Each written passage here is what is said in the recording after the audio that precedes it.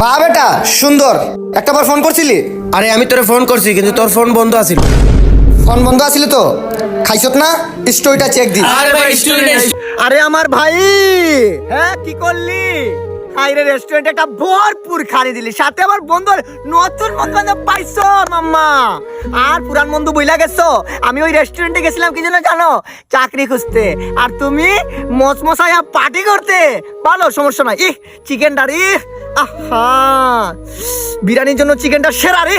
আর তুই কি করলি? একটাবার বুঝলি না? ওই দেখে আমার যে লোভ লাগছিল রে, আমার ওই চোখের দেখে আমার পেট ভরে গেছে। আর খাইলে কি হইতো? কি খাইলে কি হইতো?